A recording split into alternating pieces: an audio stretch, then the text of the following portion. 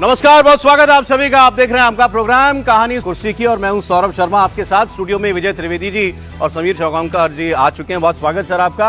हर्षवर्धन त्रिपाठी जी और प्रोफेसर संगीत रागी जी बस पहुंच ही रहे हैं प्रोग्राम में। तो तब तक मैं आपको दिखाता हूं कुछ तस्वीरें, और अच्छी तस्वीरें, ऐसी तस्वीरें पॉलिटिक्स में आनी ही चाहिए। और इसके बहाने फिर हम और बातें कर लेंगे कि कौन ऐसी राजनीति कर पा रहा है, कौन नहीं कर पा रहा है।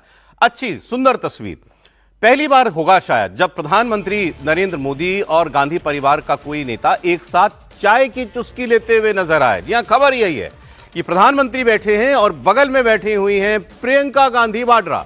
तस्वीरें आज संसद की, आज आखिरी दिन है इस सत्र का, और आज ये परंपरा है कि आखिरी दिन सत्र के जो स्पीकर होते हैं वो अपने चेंबर में, अपने दफ्तर में बुलाते हैं, फ्लोर लीडर्स को बुलाते हैं। तो वहीं ये मुलाकात हुई और प्रधानमंत्री नरेंद्र मोदी इसमें आए हुए थे और इसमें प्रियंका गांधी वाड्रा भी शामिल हुए। तस्वीर आप जरा देख लीजिए सर। नाम जो जो पहचान पा रहे हो सब जरा प्लीज आप व्यूअर्स को लिए बता दें।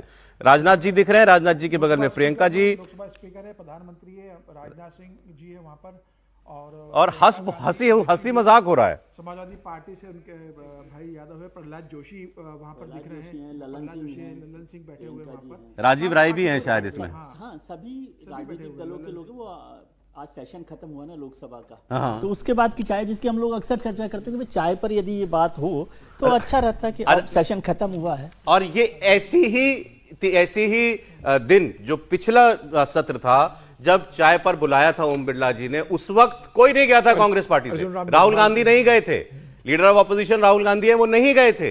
लेकिन इस बार राहुल जी विदेश में हैं, प्रियंका जी यहां हैं और प्रियंका जी गई उस मीटिंग में। ये इन दोनों की राजनीति का अंतर दिख रहा है ना। अच्छा, इसमें क्या गलत है बता दें कोई। जितना मैंने पढ़ा, हो सकता है मेरी जानकारी गलत हो, लेकिन जितना मैंने पढ़ा, कहीं प्रियंका जी की साड़ी का रंग देख रहे हैं आप, काले रंग की साड़ी पहन के गई हैं। ये मार्क ऑफ प्रोटेस्ट है। कहीं मैंने पढ़ा ऐसा कि ये मार्क ऑफ प्रोटेस्ट था। ये जो मनरेगा, जी हाँ, मनरेगा का जी राम जी बिल किया गया, तो उसमें गांधी जी को हटाने में के लिए ये मार्क ऑफ प्रोटेस्ट, वो विरोध के तौर पर उन्होंने काला रंग पहना हुआ है। इसके बावजूद वहां बैठी हुई हैं और डायरेक्ट बात कर रही है मोदी जी से। ये भी गौर कीजिएगा, ऐसा नहीं है कि वो चुपचाप हैं और बाकी लोग बातचीत कर रहे हैं, बोल रहे हैं। सीधे मजाक हो रही है, मतलब हंसी मजाक हो रहा है, सीधे इंटरेक्शन हो रहा है प्रियंका गांधी का और प्रधानमंत्री का। कुमारी शैलजा भी है वहां। और ये संवाद टूट चुका था, ये खत्म हो चुका था।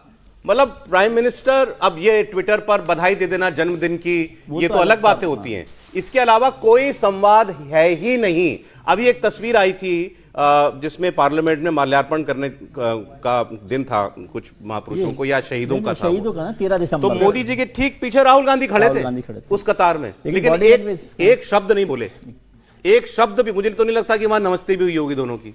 लेकिन प्रियंका गांधी का स्टाइल अलग है, विरोध करने के लिए ये भी कि हम काला रंग दिखाएंगे और प्रधानमंत्री के सामने बैठेंगे और अपनी बात भी करेंगे हम।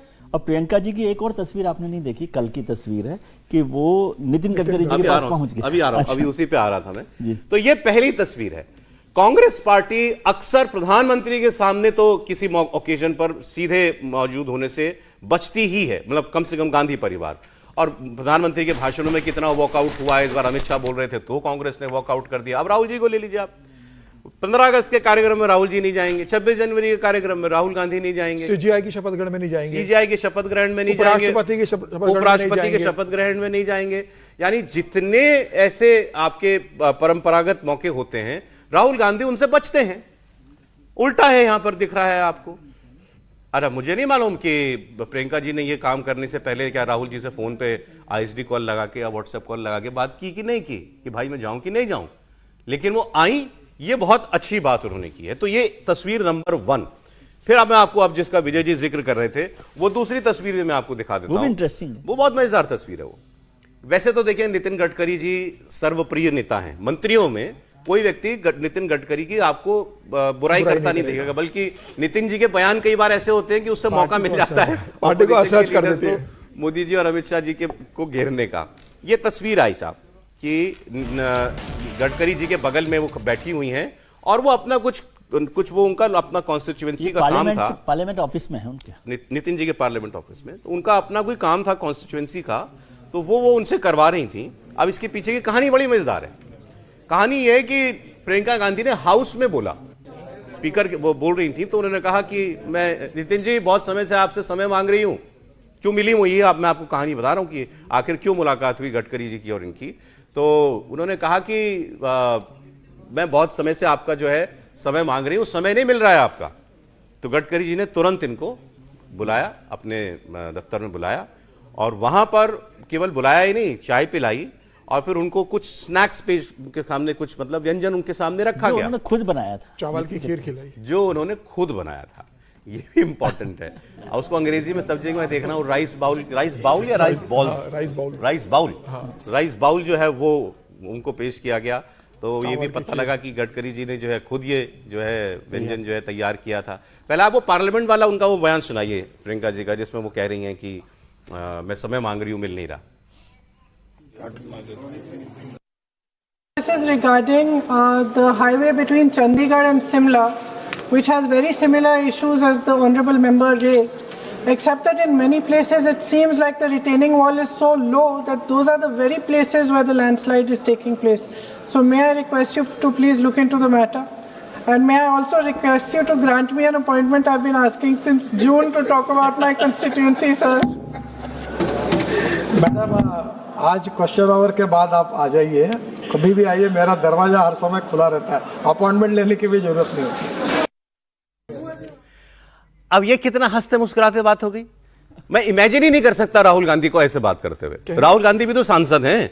अच्छा, वैसे ये शायद हिमाचल की बात करी नहीं, क्योंकि हिमाचल में उनका घर है प्रियंका जी का, तो वहां वो कह रही थी, लेकिन वो ये कह रही थी कि इसके अलावा, वो तो क्वेश्चन आवर में उसका सवाल था, लेकिन वो कह रही थी मुझे अपनी कॉन्स्टिट्यूंसी के बारे में भी आपसे बात करनी है। कई रूट्स के, उनके 7 रूट्स वहां पर कुछ हैं जिन पर काम होना है, तो उसके लिए भी बात कर रही थी। ये तो क्वेश्चन आवर में अपने हिमाचल की बात कर रही थी। लेकिन आप सोचिए कि राहुल जी क्या इस तरह से मुस्कुरा कर बात करते, वो कहते मैं कितने समय से आपको कह रहा हूँ टाइम नहीं देते हैं मंत्री जी, इनके पास टाइम ही नहीं है अपने सांसदों से बात करने का। उन्होंने प्यार से कहा, हंसते मुस्कुराते कहा कि मैं जून से समय मांग रही हूँ आपसे। और नितिन जी बिल्कुल डिसआर्म हो गए। उन्होंने कहा अरे आप क्वेश्चन आवर अभी आई, क्वेश्चन आवर खत्म होता है, इसके बाद तुरंत आइए, कोई अपॉइंटमेंट की जरूरत नहीं, तुरंत आप सीधे मेरे। अच्छा, मैंने सुना है कि उन्होंने ये भी कहा कि जब भाई के काम किए हैं मैंने आपके, तो बहन का क्यों नहीं करूंगा, ये भी कहा उन्होंने। गडकरी साहब का रिएक्शन देखिए, जब प्रियंका गांधी मिलने गई और प्रियंका गांधी ने बताया कि भाई वायनाड में जब इतनी बारिश हुई थी, रोड खराब हो गई है और मेरी कॉन्स्टिट्यूंसी की रोड खराब है, और केरल सरकार ने कई लेटर भेजे, मैंने भी आपको दिया है, मेरी सांसद निधि से मैंने पैसा सैंक्शन करने के लिए भी कहा है। गडकरी जी ने पूरा मामला समझा, अधिकारियों को वहां फोन किया, अधिकारी को बोला कि इसका पूरा डिटेल बनाकर लेकर आइए और ये काम मुझे 31 तारीख के पहले आप मेरे पास लेकर आना, मुझे इसको सैंक्शन देना है। मतलब ऑन द स्पॉट गडकरी ने उस चीजों को समझा जो प्रॉब्लम है। तो मुझे लगता है कि प्रियंका गांधी जिस हम्बल तरीके से गई उनके पास कि समय दीजिए, अपनी बात रखी, हम्बल तरीका बताया ना। उन्होंने ये नहीं बताया मैं गांधी परिवार की वारिस हूं, मैं राजीव गांधी की बेटी हूं। बात कर रहे हैं व्यवहार की, पॉलिटिकल व्यवहार की। और अमित शाह जी से भी मिलकर आइए पहले पिछले दिनों। ये एक बार जरा ये वाला जो तस्वीर है इसका जरा पूरा ऑडियो के साथ सुना दीजिए गडकरी जी के साथ।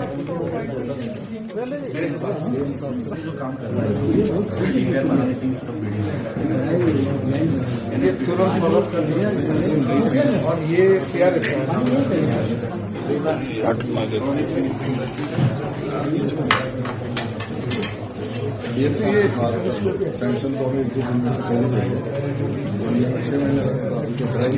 दोनों के बीच देखिए, दोनों के बीच अच्छी बातचीत हो रही है। तो वही बात है, देखें राहुल जी के में ये व्यवहार नहीं है। मैंने अभी कुछ दिनों पहले एक आर्टिकल पढ़ा था, उसमें यही कहा गया था कि Rahul ji angry young man बन गए। अजय अमिताभ बच्चन को सुहाता है, राहुल जी को नहीं सुहाता। और पॉलिटिक्स में हर वक्त नहीं चलता, तेवर की जरूरत होती है तो कभी तेवर दिखाओ। प्रियंका गांधी भी पार्लियामेंट के बाहर प्रोटेस्ट करती हैं, फुल तेवर के साथ कर रही हैं। अभी जो नेशनल हेराल्ड पर हुआ, कोर्ट ने जो संज्ञान नहीं लिया चार्जशीट का, क्या कम तीखा बोला प्रियंका गांधी ने? या पार्लियामेंट में भाषण में मोदी जी के फैक्ट्स करेक्ट जब उन्होंने किए तथाकथित तौर पर, तो क्या कम तीखा था वो बात? लेकिन बात करने का एक तरीका था और दूसरे आदमी को रिस्पॉन्ड करना पड़ता है। दोनों तस्वीरें एक साथ ले लीजिए, ये वाली भी और आज प्रधानमंत्री और स्पीकर साहब के जो ऑफिस में मुलाकात हुई है, वो उन दोनों तस्वीरों को एक साथ ले लीजिए, फिर बात कर लेते हैं। त्रिपाठी जी भी आ गए हैं, प्रोफेसर साहब भी। प्रियंका जी प्रधानमंत्री से मिलाई, गडकरी से मिले, आप लोग दफ्तर ही नहीं पहुंच पा रहे थे। ये भी चाय पर थे ना। तो ये तस्वीर है साहब आज की, ये है आज की 2 तस्वीरें। और ये इंडियन पॉलिटिक्स का डिस्कशन है। इंडियन पॉलिटिक्स की तस्वीर ऐसी होनी चाहिए बिल्कुल, या वो होनी चाहिए जो राहुल जी दिखाते हैं हमको? त्रिपाठी जी देखिए, प्रियंका गांधी को लेकर कई बार हम लोग चर्चा कर चुके हैं और कई बार ये लगता है कि प्रियंका भी फुल टाइम पॉलिटिशियन के तौर पर काम नहीं करती हैं, कई बार ये भी लगता है कि शायद सोनिया जी के पुत्रमोह की वजह से नहीं होता, लेकिन एक बात बड़ी स्पष्ट दिखती है, प्रियंका से बात करते, प्रियंका को देखते या प्रियंका कुछ कहती तो ऐसा नहीं लगता कि कुछ कोई बहुत झटका सा दे रहा हो, मतलब जिसको कहते हैं ना कि एक कुछ अजीब सा एक अकड़न सी जकड़न सी नहीं दिखती। राहुल गांधी किसी भी अवस्था में रहें, प्रसन्न रहें, दुखी रहें, कोई कुछ मुद्दा उठा रहे हो, कभी हंस भी रहे हो तो चेहरा लगता है जैसे किसी ने खींच के हंसा दिया हो, चेहरे को कहा हो कि स्ट्रेच करो। प्रियंका में सहजता दिखती है और मैं तो अब इस बात का पक्षधर हूं, क्योंकि गांधी परिवार से बाहर कांग्रेस नहीं देख सकती, नहीं सोच सकती, या कहें कि जाने पर उसको लाभ नहीं दिखता, धुरी गांधी परिवार है। अगर उनकी वो धुरी है तो ये जो हंसती हुई प्रियंका राजनाथ सिंह जी के साथ, नरेंद्र मोदी के साथ, ओम बिरला के साथ, विपक्ष के दूसरे नेताओं के साथ दिख रही है, ये प्रियंका कांग्रेस अध्यक्ष के तौर पर कांग्रेस को लीड कर सकती है और लीड करना ही चाहिए, इसमें मुझे कोई संदेह नहीं दिखता है। अब ये तस्वीर आई तो अभी मैं आपको राहुल जी का भी बता देता हूं।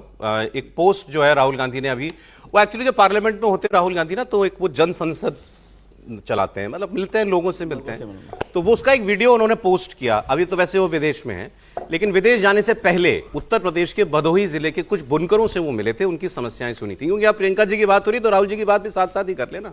तो इस वीडियो पोस्ट को डाला उन्होंने अभी, और इसमें उन्होंने बताया कि कारपेट सिटी कही जाती है भदोही, आज बदहाल कर दी गई है। मोदी जी ने पहले तो जो एमएसएमई को बर्बाद किया, और फिर अमेरिका ने जो भारत पर टैरिफ लगाया, और उसके जवाब मोदी जी ने उसका दिया नहीं, तो आज हमारी एक्सपोर्ट इंडस्ट्री, सब एक्सपोर्ट होता है सामान, तो आज हमारी कारपेट इंडस्ट्री बिल्कुल बर्बाद हो गई है। तो एक वीडियो थोड़ा सा हिस्सा सुन लीजिए इसका। ये हम लोगों के लेबर जो है ऑटोमेटिक प्लान किए जा रहे हैं, बहुत नुकसान हुआ है आपका। आपके 60% में से 40% खत्म है, 60% और 40 गया। मुझसे क्या चाहते हैं आप भैया? मुझे क्या करना है आपके लिए? नहीं चाहते हैं ना कि आप एक बार भदोही आए, ठीक है, आ सकते हैं, ठीक है, तो हम पहले आके देखते हैं आप क्या कर। अब ये वीडियो डाला, अब मैं केवल बॉडी लैंग्वेज की बात करता हूं। अब आप एक तस्वीर ये ले लीजिए और एक प्रियंका जी की तस्वीर ले लीजिए मोदी जी के साथ वाली, उनको एक साथ ले लीजिए, इसका अंतर आपको यहीं दिख जाएगा। राहुल गांधी के आसपास 4 लोग बैठे हैं, किसी के साथ आई कांटेक्ट है राहुल गांधी का? और मैं ये बात क्यों कह रहा हूं, विजय जी मैं समझ गए होंगे, कहीं से आई कांटेक्ट नहीं है, साथ में बैठे व्यक्ति हैं, हम सामने देख के बात करें। कैमरा के लिए बोल रहे हैं। प्रियंका गांधी बात कर रही हैं, अगर प्राइम मिनिस्टर से बात कर रही है तो प्राइम मिनिस्टर को देख के बात कर रही है। मैंने कल एक पॉडकास्ट सुना विजय जी का, छोटा सा हिस्सा था, और इनके साथ जो गेस्ट थे वो किसी लिहाज से by any stretch of imagination Modi समर्थक नहीं है। सईद नकवी जी पुराने जर्नलिस्ट हैं, बीबीसी के जर्नलिस्ट, बहुत बड़े ऑथर भी रहे हैं वो। मोदी क्रिटिक, रामपुर मोदी में क्रिटिक, अपना पूरा आवाज उन्होंने संस्कृत के अब सुनिए सर, उन्होंने कहा क्या उन्होंने, बात गांधी परिवार पे चली, तो उन्होंने कहा कि भाई राजीव जी मेरे दोस्त थे, राजीव गांधी मेरे दोस्त थे। तो मैं जो बात कह रहा हूं किसी हैसियत से कह रहा हूं। उन्होंने कहा राहुल गांधी के लिए, उन्होंने यही आई कांटेक्ट वाली बात की कि भाई जो व्यक्ति आंख में आंख डाल के बात नहीं कर सकता, मैं कैसे मान लूं कि वो पॉलिटिक्स में कामयाब होगा। ये उनका कमेंट है, मेरा नहीं। यही सर, गलत तो नहीं बोल रहा हूं? ठीक बात है। और नकवी साहब राजीव गांधी के दोस्त थे, उनको मीडिया एडवाइजर राजीव गांधी बनाना चाहते थे, वो मना किया। लेकिन वो उस फैमिली से हैं जो रायबरेली का पहला विधायक है, वो सईद नकवी के चाचा थे, कांग्रेस के विधायक। आगे जो उन्होंने बात की उसमें कोई प्रियंका जी को भी उन्होंने कोई बहुत अच्छी पॉलिटिकल कैपेबिलिटी की रोशनी में नहीं देखा। उनका कहना यह था कि गांधी फैमिली जहां तक ले आई कांग्रेस पार्टी को ले आई, अब यहां से आगे गांधी परिवार नहीं ले जा सकता इस पार्टी को। उन्होंने तो यहां तक कमेंट किया कि 3 लोग हैं, मतलब सोनिया जी, राहुल जी, प्रियंका जी, 3 लोगों को 3 संसद में सीट मिल गई हैं। तीनों के पास दिल्ली के लुटियन जोन में एक बंगला है। 3 लोग, 3 सीट, 3 बंगले। उन्होंने कहा इतना ही इनको चाहिए और इससे ज्यादा इनको अब देश देगा नहीं। ये उनका कमेंट था। बिल्कुल ठीक है वो सर, बिल्कुल ठीक है। और वो कोई मतलब गांधी परिवार के विरोधी लोगों में से नहीं है, कांग्रेस के साथ बहुत लंबे समय तक रहे हैं, और मोदी विरोधी भले ही आप उनको कह सकते हैं कि मोदी विरोधी के तौर पर रहे हैं। वो उनका एक लंबा करियर रहा है, पॉलिटिकल भी और पत्रकारिता में। बिल्कुल बिल्कुल। आडवाणी जी के लेकिन बहुत करीबी भी रहे हैं, बड़े वो तो बड़े जर्नलिस्ट और बड़े ऑथर रहे तो सबके साथ Anyway, उनका वो- सब्जेक्ट नकवी जी अलग नहीं है, है, हाँ। सब्जेक्ट प्रियंका जी और राहुल जी है। प्रियंका जी। उनका राहुल जी पर एक कमेंट ये था, पर्सनालिटी का कमेंट तो था। अच्छा, वो पर्सनालिटी का बिल्कुल विपरीत ट्रेड प्रियंका जी में दिखाई देता है, कनेक्ट करने वाला। देखिए, आप देखेंगे कि हम लोगों ने अभी जो संसद में भाषण जब चल रहा था SIR पर ही बहुत उन्होंने बोला, और वाकई सबसे लंबा भाषण उन्हीं का था, LOP से ज्यादा लंबा भाषण उनका था। और मजेदार बात है कि वो मुस्कुराते हुए बोली। दूसरी बड़ी बात थी कि जब विपक्ष के तरफ से बहुत कटु प्रहार हो रहे थे, खासकर से जो गोड्डा के हमारे सांसद हैं, उन्होंने तो एकदम जिसे कहते हैं ना, सारा अस्त्र शस्त्र निकाल करके फैक्ट के साथ निशिकांत दुबे बोलते भी हैं, उस पर भी हमने देखा प्रियंका गांधी को मुस्कुराते हुए देखा, कभी ऐसा नहीं लगा। लेकिन राहुल गांधी के चेहरे पर वो आक्रोश निकल जाता है। तो आपने जो मैं जब प्रवेश कर रहा था, असल बात आज हम लोग दोनों डबल शिफ्ट में काम कर रहे थे, और जो आपने कल बोला था ना, तो हम समझ रहे थे कि आज तो जैसे ही हम आ रहे थे प्रवेश की, और आपने कहा कि Rahul Gandhi young hungry man की तरफ दिखना है, उनको लगता है कि हम सब चीज परिवर्तन कर देने, ऐसा होता नहीं है। और मैं कई बार कैसे वो देख लीजिए। नहीं, और देखिए ना, ये इसलिए है, जिस प्रकार का नीचे का उनका पैंट पहने हुए है, वैसा ही जो है वो एक बुनकर ने भी पैंट पहन रखा है, आप समझ रहे हैं। यानी कि पहले से ये कॉम्बिनेशन जो है। दूसरी बात, वो देख कहां रहे हैं, वो कैमरे की तरफ देख रहे हैं, वो कैमरा से बात करना चाहते हैं, वो उन लोगों से बात कम कर रहे हैं, वो ऑडियंस के लिए ज्यादा बात कर रहे हैं। तीसरी बात, जो शहीद नकवी जी ने जो महत्वपूर्ण सवाल उठाया है, देखिए कांग्रेस पार्टी ने एक जिसे कहते हैं, हमने यहां पर तो खड़ा कर दिया, लेकिन इसके नीचे हमने कोई पिरामिड के नीचे जो है ना, हमने खड़ा नहीं किया। ये जिस दिन खत्म होगा, यहां खत्म हो गया है, तो नीचे कोई सपोर्ट सिस्टम नहीं बचा हुआ है कांग्रेस पार्टी का। बार बार हम कह रहे हैं, कांग्रेस पार्टी अब इससे ज्यादा बढ़ने की क्षमता, या गांधी परिवार इससे आगे नहीं ले जा सकती। नया प्रयोग करना आवश्यक हो गया है। आपका देखिए, जब हम तुलना करते हैं तो पॉलिटिक्स की तुलना नहीं कर रहा, क्योंकि प्रियंका जी ने कोई बहुत ऐसा कोई कमाल ना किया है, ना से कोई अवसर दिखे। बैकरूम पॉलिटिक्स उन्होंने बहुत की है। राहुल गांधी फ्रंटल पॉलिटिक्स में पिछले 21 साल से हैं, 2004 से हैं, तो उनके अनुभव की तुलना नहीं है, या जितना टाइम इनको मिला है। पर्सनालिटी की बात है, ये हर आदमी ये कहता है कि Priyanka is a more pleasing personality.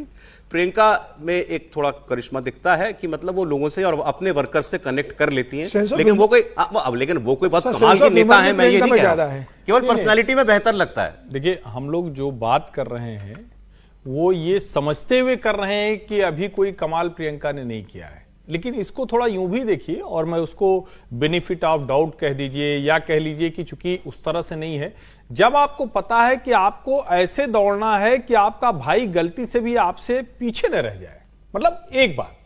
दूसरा, जब आपको पता है कि मां हर दिन डाइनिंग टेबल पर कहती है कि राहुल को ही बड़ा नेता बनाना है, तो प्रियंका क्या बोलती है, मेरा भाई लड़ रहा है, मेरा भाई डरता नहीं है, मेरा भाई लड़ता रहेगा।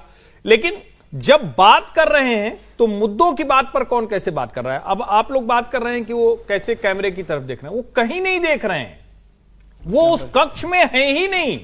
आप कह रहे हैं कि उन 4 लोगों के साथ उनका आई कांटेक्ट नहीं।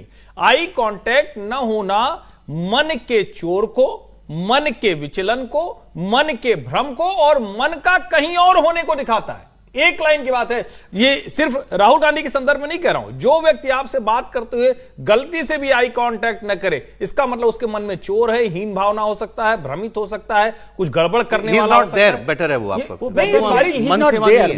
सारी चीजें हैं, उसमें से कौन सा किस पे लागू होगा वो नहीं पता है। और मन इससे जुड़ा हुआ है, इसी को जो बॉडी लैंग्वेज एक्सपर्ट कहते हैं, वो ये भी कहते हैं, जो आई कांटेक्ट नहीं करता है वो विश्वसनीय नहीं होता है। तो मैं उसको विश्वसनीय को दूसरी तरह कह देता हूं कि आप जनता का विश्वास नहीं हासिल कर। अब मैं जरा जो मैंने नकवी साहब वाला एक एनेक्डोट दिया, उन्होंने जो बात बोला कि गांधी परिवार यहां से आगे, उन्होंने तो ये कहा कि ये इनको चाहिए भी नहीं और मिलेगा भी नहीं, इस पर क्या कहना है? देखिए, नकवी साहब बहुत शानदार पत्रकार रहे हैं, हम सबने उनको देखा है, लेकिन एक चीज वो शायद वो मिस कर रहे हैं।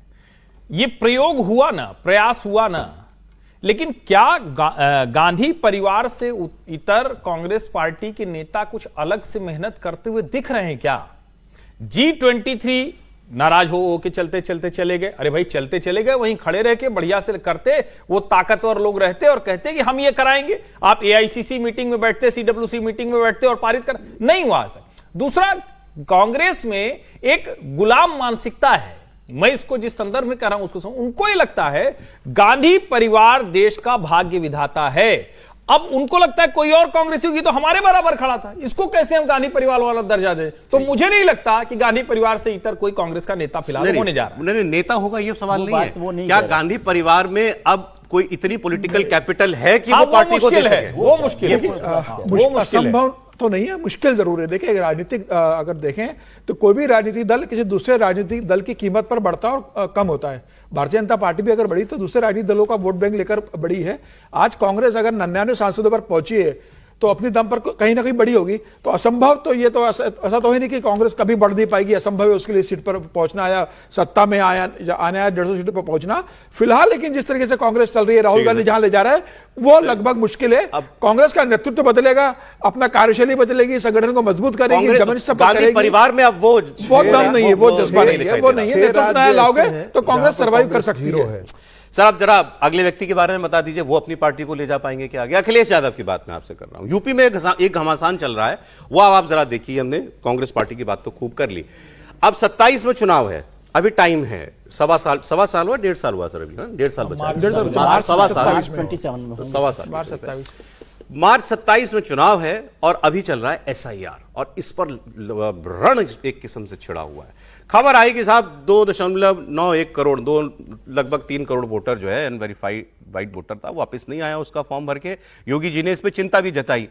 अब फिर उन्होंने तो आंकड़ा दिया कि ये 4 करोड़ है, ये 4 करोड़ लोग नहीं मिल रहे हैं, मिसिंग हैं वोटर जो पिछली बार थे। इसमें से फर्जी भी होंगे तो, लेकिन फॉर्म इतने तो गायब हो जाए, ठीक नहीं है। तो इसको जाके देखो, उन्होंने अपनी पार्टी से कहा घर घर जाओ देखो, और वो अपना तुम्हारा वोटर है ना 85-90%।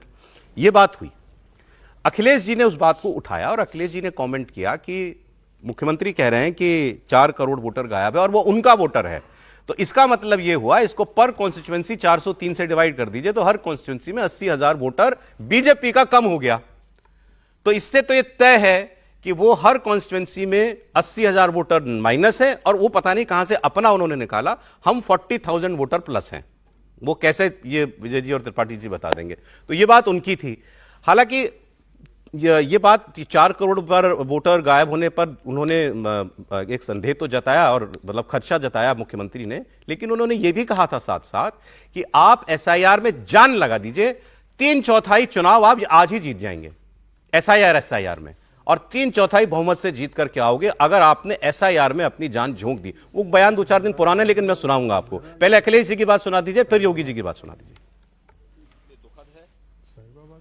बीजेपी के पास आंकड़े पहुंच गए हैं। सुनने में आ रहा है कि रात में बैठ करके उनके विधायक, बीजेपी के नेता लोग, प्राइवेट कंपनियां के वोट कैसे बढ़ाया जाए, वोट को बराबर कैसे किया जाए कि 4 करोड़ वोट कट गए। 4 करोड़ के वोट को भाग दे दें अगर हम 403 विधानसभाओं से, तो बीजेपी का 84,000 वोट कट गया है। उधर 84,000 हराएगा इन्हें और 40,000 हमारा जिताएगा। वहां की मतदाता सूची में जो SIR के फॉर्म भरे हैं बहुत सारी विरोधियों ने, उसमें कुछ बांग्लादेशियों के भी नाम है। आप मुझे बताइए, एक जगह तो ये भी मैंने देखा, एक सज्जन का नाम था, उसकी उम्र 20 साल, उसके पिता की उम्र 30 साल और उसके ग्रैंडफादर की उम्र 40 साल। तो मैंने कहा ये कौन नए नमूने आ गए। देखो नाम कहां से, पश्चिमी, यानी उसमें दिनेजाकपुर, नौगांव असम, और मतदाता बने हैं संभल में। क्या मतलब है? और इस समय उन फटाफट भरवाइए, आपत्ति करिए। ये इसलिए आवश्यक है कि चुनाव में आपकी मेहनत 3/4 इस SIR की सूची रिफाइंड हो जाएगी, 3/4 मेहनत आपकी पूरी हो गई। अब ऐसा तो नहीं है कि योगी जी ने वो जो 4 करोड़ वोटर गायब है वाला जो, और वो हमारा वोटर है, बयान दिया तो फिर उनको ये लगा कि नहीं इससे गलत मैसेज ना जाए, फिर अब वो ये कह रहे हैं कि ये तो फर्जी वोटर बहुत बन रहे हैं। वहां बनते हैं, बंगाल के रहने वाले बताते हैं और वोट संभल में डालते हैं। देखिए चिंता है। अभी मैं आपको एक बताऊं, हमारे मित्र हैं और वो मूलतः बलिया के रहने वाले हैं, लखनऊ में रहते हैं। तो जहां वो रहते थे वहां नहीं आया, उनका एन्यूमरेशन फॉर्म आया बलिया का और एक आया लखनऊ में एक दूसरी जगह, अब रहते वो तीसरी जगह है। तो उन्होंने क्या किया, पूरा परिवार उन्होंने बलिया का वोट अपना बनवा लिया। अब वो कह रहे हैं बड़ा चिंता में सुबह सुबह फोन किया, अभी 2 दिन पहले ही उन्होंने कहा कि ऐसे तो भाजपा के वोटर सारे गायब हो जाएंगे। तो हमने कहा कि क्या आप बलिया वो दोनों जगह आप वोट देते थे? कह नहीं, वोट तो लखनऊ में ही देते थे। दरअसल क्या है, और वो बीजेपी का संकट भी है, क्योंकि शहरी पार्टी रही, शहरों में बड़ी स्ट्रांग रहती थी, ज्यादातर लोग जो संपन्न हुए, तो वो एक मसला। तो कोई एक्चुअल वोट मुझे नहीं लगता है, मैं फिर कह रहा हूं कि कोई भी ऐसा नहीं होगा। जैसे मैं अपना ही बता देता हूं, मेरा वोट यहां कट गया था, मेरा एन्यूमरेशन फॉर्म प्रयागराज आया, मेरे छोटे भाई ने कह दिया वो यहां नहीं रहते हैं, अब मुझे यहां वोट जुड़वाना पड़ेगा। अब वो जो तो लेकिन बड़ा क्लियर है, वो अखिलेश जी का गणित था कि 84,000 इनके पर कॉन्स्टिट्यूंसी वोट इनका कट रहा है और हम 40,000 हमारा जुड़ रहा है। अरे अखिलेश जी वाले भी गांव में ही जाएंगे, राशन उनको उनका मतदाता नहीं लेगा क्या, पीडीए वाला? अच्छा, गांव इसलिए लोग जा रहे हैं, गांव का घर, गांव की संपत्ति। और अभी चूंकि मोदी जी ने जैसे खतौनी होता था खेत के लिए, वैसे घरौनी कर दिया है घर के लिए, तो हर कोई वो कब्जा SIR का इंपैक्ट सब पे बराबर होगा, सब पे बराबर पड़ेगा।